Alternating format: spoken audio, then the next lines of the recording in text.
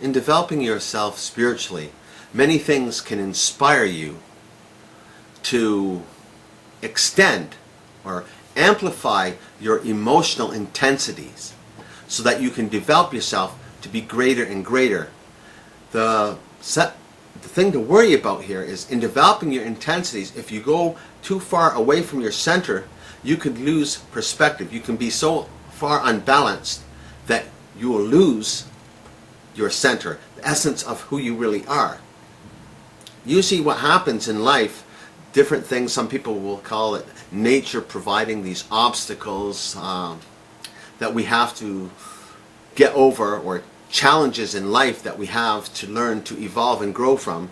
And some people may grow negatively from these experiences, while other people may grow positively. But a negative can become a positive and vice versa. It's usually once somebody gets broken down to the ground and then comes up, that experience makes a big difference for them and develops them to extend their selves past that level, which is all part of developing the spirit.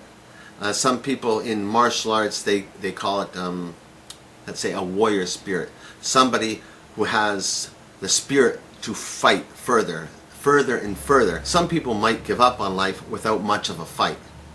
Others can fight and fight because they'd say that's a warrior spirit. That part of you which allows you to keep going further and further. That's part of the spirit. Somebody's spirit can be developed, and it has to be developed and balanced and counterbalanced, because if your spirituality, what I mean by that is the extent of your emotional development, balancing and control of your emotional development. It's not that I don't feel things. I feel things, but I understand the repercussions that if I act on those feelings, how it affects other people. And having that awareness allows me not to do certain things that I might have from being unbalanced. That's the key point there. It's not that you don't feel things. It's just that there's some people that are going to be using your emotions against you. Let's say you have a couple good emotions like compassion or empathy. And let's say you feel sorry for people and you want to help them out. Well, to some people they truly need help.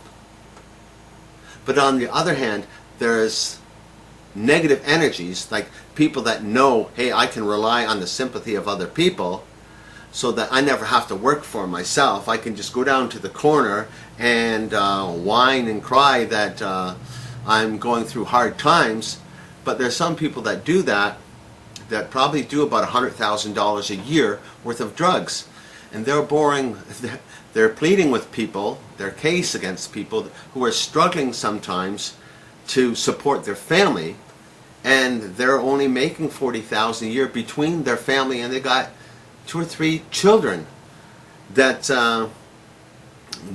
may have to go without because of their charity. So sometimes, like I said, being genuine, being nice, and any good qualities that you can be good qualities used in an aware manner. But if you're not aware, they can be used against you.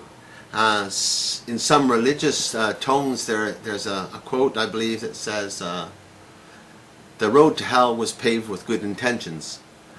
So it doesn't matter how good it does matter how good you are, but you also have to have an awareness so that your good is being used for good and not being used for evil. So in the development of your oneself, you're going to go through these challenges and these terrible obstacles that you might have to learn to grow through in life, that are experiences that are fights, pretty much, that you may have to fight to survive, so that you don't get beaten down and defeated. And in doing so, you can grow in a positive way. You just have to always be aware of what you're doing and how it affects other people, and whether your emotions are being used for you or being used against you. Because if somebody is making you feel happy, and you're not aware of that, they have control over you. I can say, somebody's making me feel happy, and I'm going to accept that. I'm perfectly aware of it, and I'm going to go with the flow and enjoy life as it is. But if somebody's making me feel guilty, I can say, wait a minute, are you trying to manipulate me? Are you trying to make me feel, why are you trying to make me feel this way? Are you trying to gain power or control over something? There's always, you have to have an understanding. So you can choose if somebody's going to make you feel angry. Like, who do you want to give the power of your emotional, your spiritual being to? You have to be aware that some people, if they can make you angry, they're controlling you. And you have to be aware of these things. And like I said, if I want to be angry and I say, okay, I'm going to let this person make me angry, and I want to be angry because I want to lift up this car underneath somebody and save their lives, that's a bit different. Some people are not aware that people are manipulating them. That's one of the things that you have to be aware of in your spiritual development. And the greater spirit emotions that you have and evolve, like I said, you start from that small circle and you go out. If you don't, and after you counterbalance all your emotions, that circle becomes greater. So you have the power to keep balance, to keep a clarity, and still be this far in every direction. When other people didn't have the balance, they go too far. Once you get to a certain degree, you can go further and further and further, and then once you absorb it and become aware and understanding of it, your circle becomes greater. And that's what I mean by the development of oneself, the development of oneself, one's spiritual being, the essence of who you are. And belief and emotions are pretty much the keys for your own development.